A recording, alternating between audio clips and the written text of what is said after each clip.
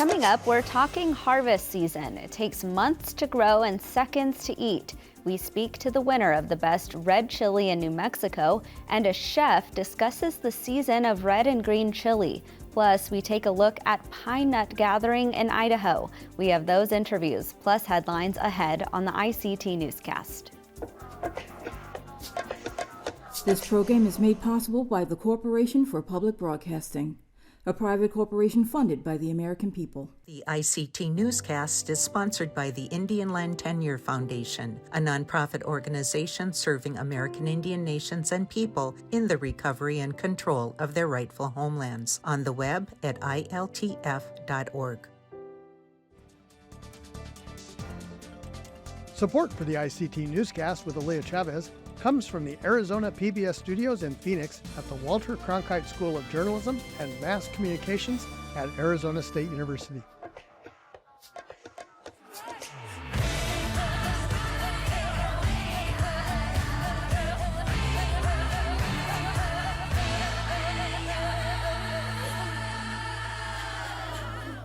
Amadawa Hopa, thank you for joining us. I am Lia Chavez. We start today in Montana, where after more than 7 months, state officials have made an arrest in the roadside killing of a 22-year-old Blackfeet woman. Sunny White has been arrested in connection with Micah Westwolf's death and has been charged with multiple felonies. Westwolf was killed in March by a vehicle while walking along a highway on the homelands of the Confederated Salish and Kootenai tribes. Tribal officers spotted the body and accident debris. Just over an hour later, a state trooper spotted White's Cadillac SUV with frontal damage and missing parts. White claims to have hit a deer while passing a bottle to one of her 2 children in the car and didn't stop. Westwolf's mother, Carissa Heavyrunner, told ICT in May that she still gets strength from her daughter's memory. Knowing who my daughter was, her character, her spirit, and she gives me strength. And she would always tell me, "Mom, you're so strong. You're the strongest person I know. And how come you're so strong?" And I would just say, "Well, because your grandma's, my mom." I said, "We're all strong. We're Native women, and that's just how we are." We turn now to Wisconsin, where an auto dealership must pay the price, $1 million, for discriminating against natives.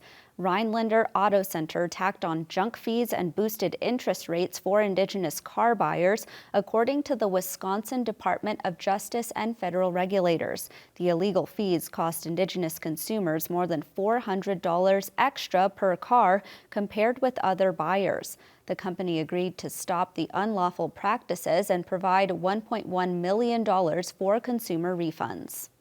Well, this week was Day of the Dead, also known in some communities as All Souls Day. It is a tradition that celebrates a generational connection to family. ICT's Daniel Herrera has the story. The country of Mexico was full of color this week. Families carried photos of loved ones, meals were prepared, and stories were told about how our relative souls don't disappear forever. In Mexico's southern state of Oaxaca, people eagerly waited to honor and spend the night at the cemetery lighting candles to celebrate Dia de los Muertos, or Day of the Dead. It is a celebration of people's deceased loved ones and a time to reconnect with them. A path of flowers is made in people's homes to act as a welcome sign to their dearly departed. An incense is lit to guide the souls, and various foods are placed at the altar for them. Gerardo Padilla says he gets flowers to remember his mother. Se la ponemos en especial a mi mamá. Y es un tipo de ofrenda que es para recordarla, ¿no? We offer them especially for my mom. It is an offering to remember her, and as tradition dictates, she will visit us and know that she was very loved at home. When the sun sets, people gather at the cemetery to light candles at their loved ones' tombs and start a vigil known as a vela that lasts well into the next morning. Traditions run strong in Santa Maria, Tzompa, and are passed down from parents to children at a very young age. Oaxacan traditions vary among the 16 indigenous groups and the Afro-descendant community, and there's a shared ancient knowledge that relates to the land. In Phoenix, Arizona, Daniel Herrera, ICT News. And those are the headlines for the ICT Newscast.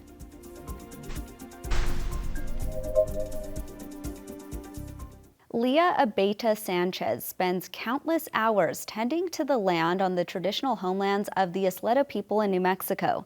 That's because she is a New Mexico certified chili farmer. Lia Abeita-Sanchez competed in the 2023 New Mexico Chile Taste Off and won the title for Best Red Chile.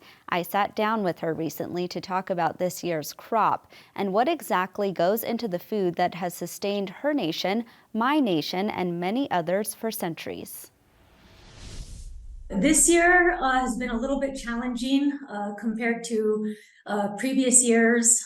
So not quite seeing the crop that I've kind of come to expect, but nonetheless very thankful that I still have a crop and that I still have chili to harvest and to share with people, to feed their families, and to share a little bit of the enjoyment that that it brings to them. You are a New Mexico certified chili farmer. What exactly does a recognition like that mean?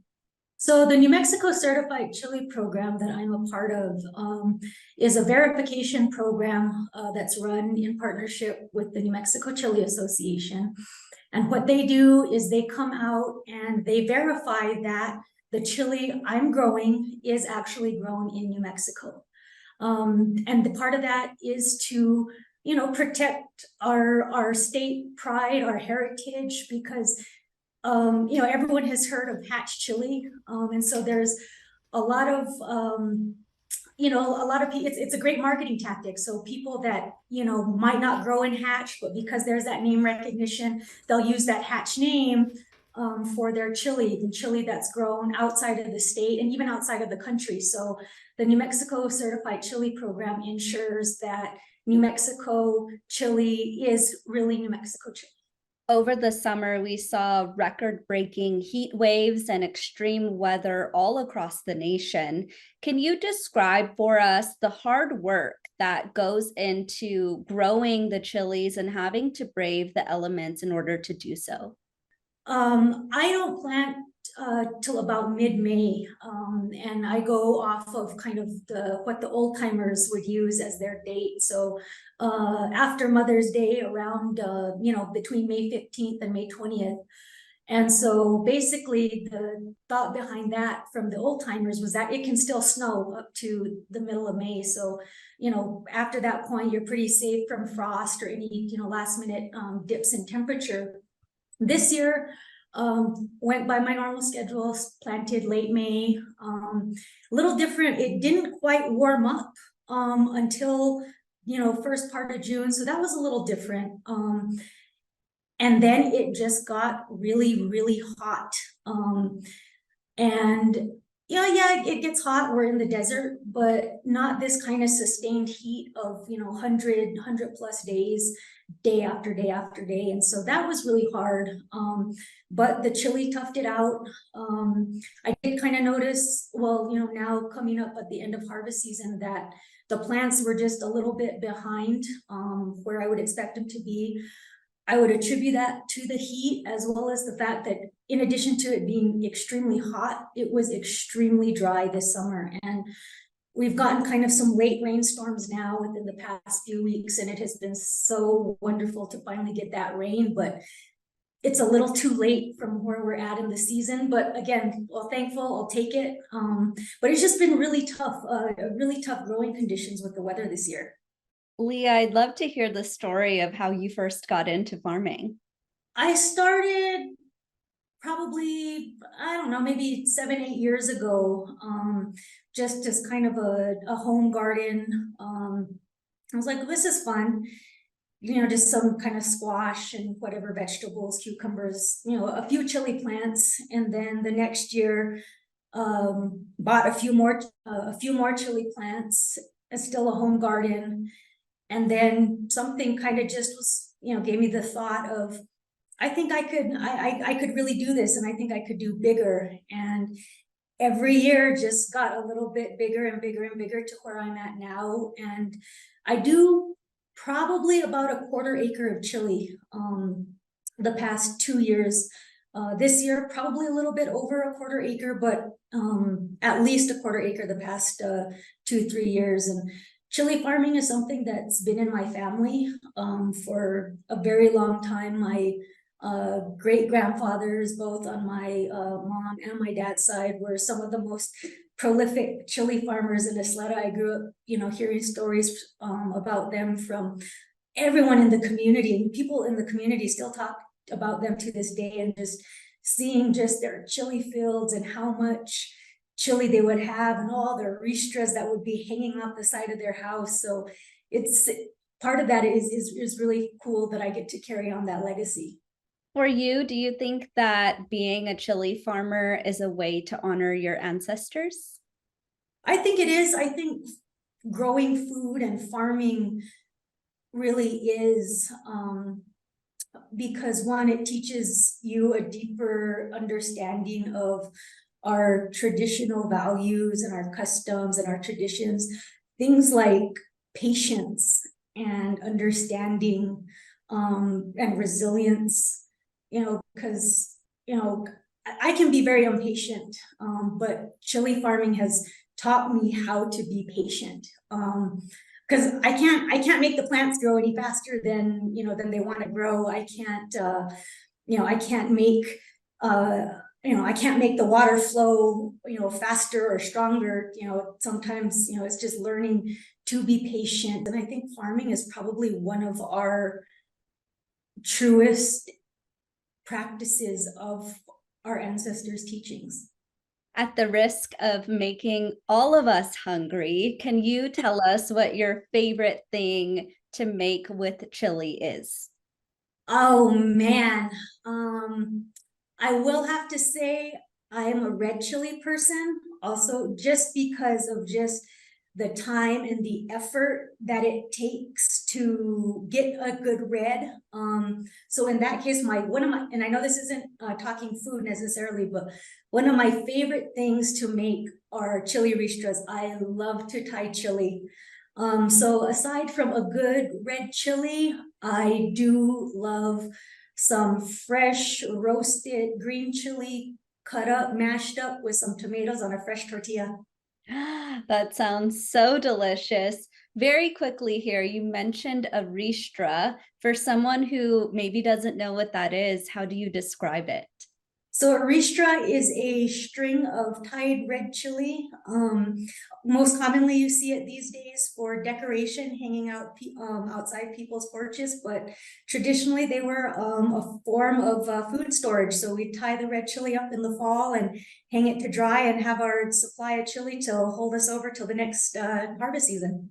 Well, Lia, thank you so much for your time today. Thank you.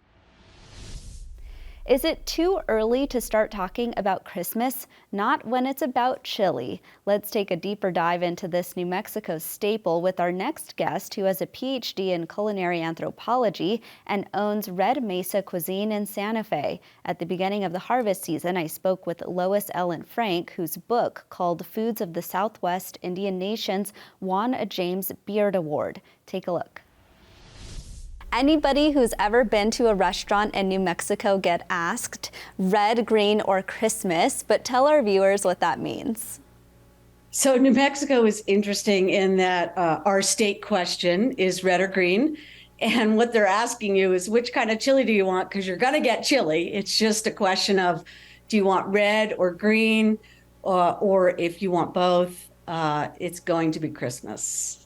Hatch chili has really gotten a lot of buzz. In fact, it's now available nationally through grocery store chains. Is that native to New Mexico, and what makes it so special? Well, New Mexico is interesting in that legislation was passed multiple years ago now when there was a chili war between New Mexico and Colorado. And very much like France has protected its Champagne grapes, New Mexico is protecting its regions. So Hatch is a region, Chimayo is a region in New Mexico. And these regions are very distinctive and they have distinctive flavors. And so in order to protect them, you can't have Hatch chili from another state. You can't have Chimayo chili from another state. And it can't be a New Mexico style chili. So any chili grown outside the state of New Mexico is now considered in Anaheim. A New Mexico green or a New Mexico red can only be produced in the state of New Mexico. And this protects our native farmers, our farmers throughout northern New Mexico. And, when you look at the lineage, many Pueblos are very proud of their selection of chilies that they've bred and raised over time.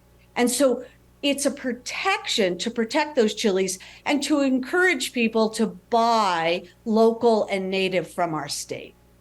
There's actually a special scale that measures the heat of these chilies. Tell us what that scale is. And for those who don't like a lot of spice, what kinds of chilies should they try? Well, there is the Scoville units, and that's a measurement of how hot the chilies are.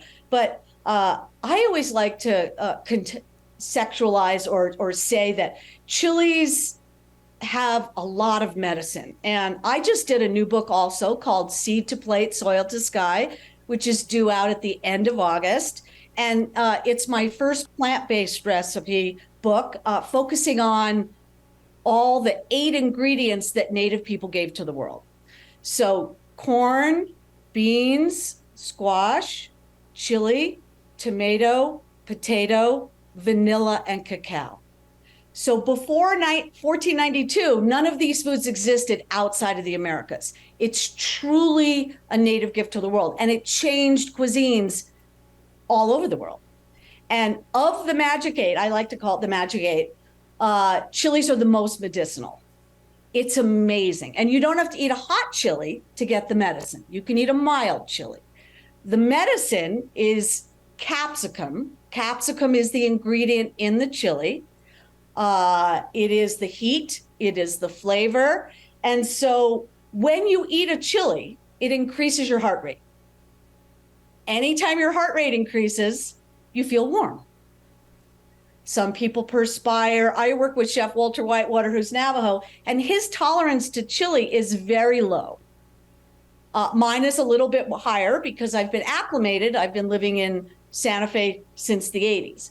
But the Pueblo people are very acclimated, and they can eat very hot chilies. Depending on where you are demographically, we can say that the Midwest is a little less tolerant, East Coast a little less tolerant. And you can look at Native communities and see where the chilies have been sort of infiltrated and woven into the fabric of the communities that use them and eat them. But the medicine doesn't stop there. When you eat a chili and you begin to perspire, the brain releases an endorphin. The endorphin is the body's natural painkiller. So you feel good. So the reason you sit shoveling in the salsa when your mouth's on fire is because the only way to keep feeling good is to keep eating the chili. Chocolate and exercise do what chilies do. They release endorphins in the body. So not only do you feel good, but chilies are chock full of vitamin C. They improve digestive health, improve your metabolism. They can alleviate migraines. They may reduce certain risks of cancer. They fight fungal infections. They fight colds. They fight the flu. They give you joint pain relief. You can go to a drugstore and buy an ointment or a cream called capsaicin. What are you rubbing on your body for arthritis? Chili oil, the capsicum. They fight inflammation. They support cardiovascular health. They improve cognitive function, and they improve longevity. So chilies are this medicinal plant that is so healthy and so woven into the fabric of the Pueblos and tribes in the Southwest that use it, that it's pretty amazing to see how chilies have been woven and used throughout history. Well, I knew this was going to happen. Now I'm hungry. Chef and culinary anthropologist Lois Ellen Frank, thank you so much. Thank you. In Idaho, citizens of the Shoshone-Bannock Nation came together recently to plant seeds. This is part of an effort for future generations to carry on traditional harvesting while understanding the ties that Native languages have to the land. Rosalind Yazzie has the story.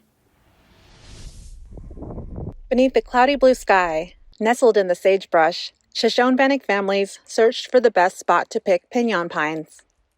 For time immemorial, the Native people have foraged in the area, now known as the City of Rocks National Reserve in Idaho.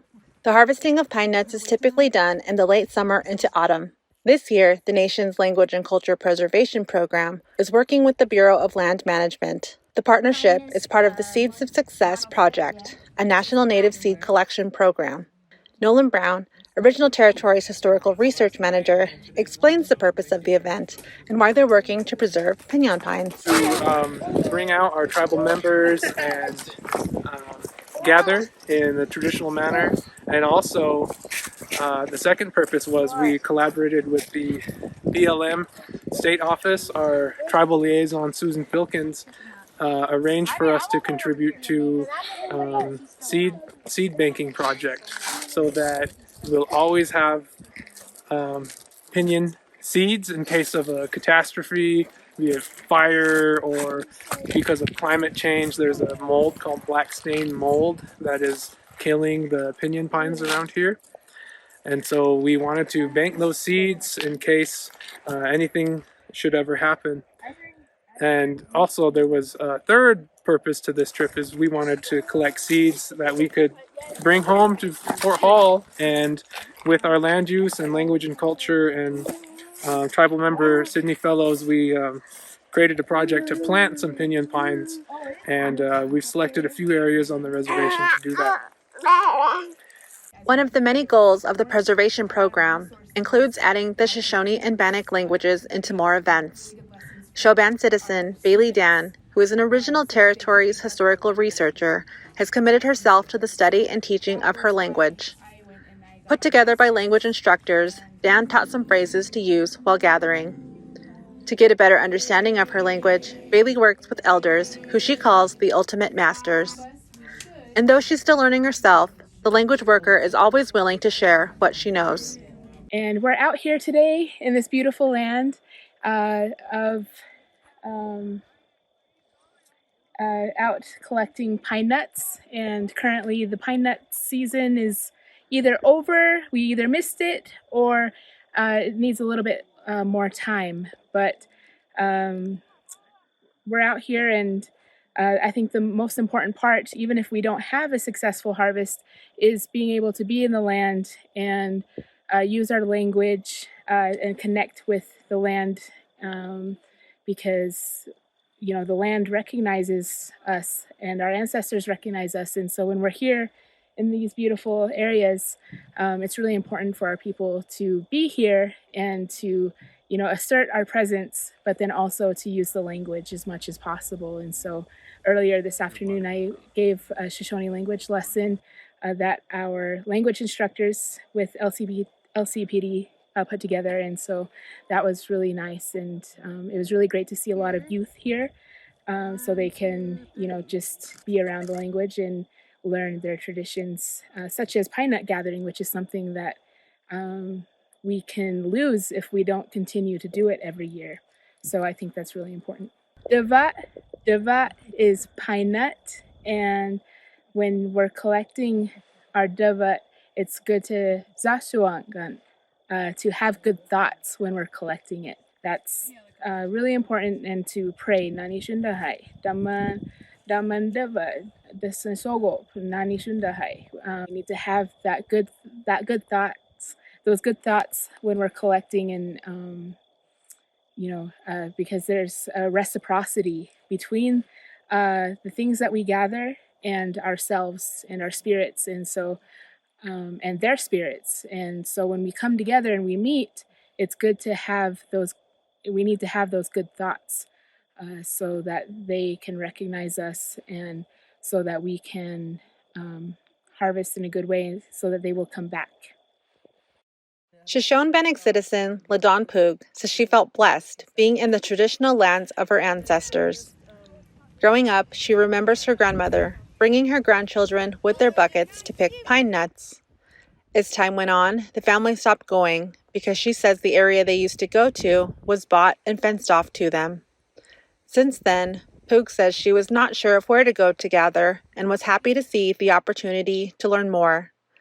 More importantly, she says she was very excited to make new memories with her children. I always tell my kids stories. We used to go get pine nuts, and we still go get choke cherries and stuff, and do whatever cultural activities we can.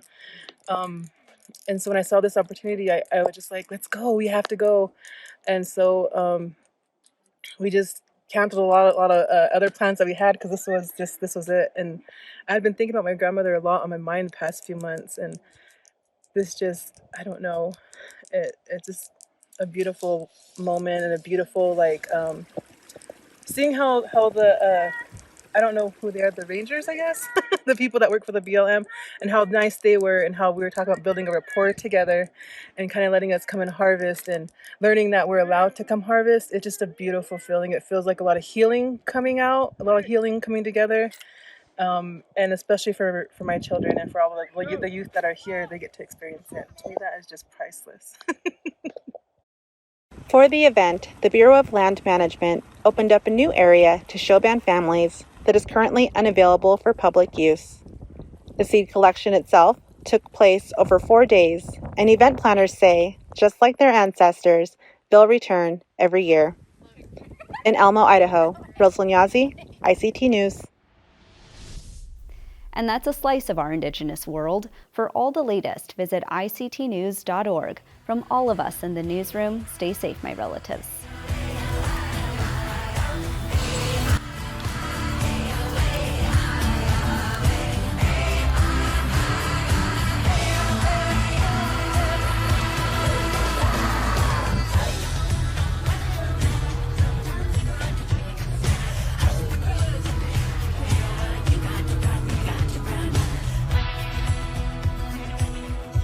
This program is made possible by the Corporation for Public Broadcasting, a private corporation funded by the American people.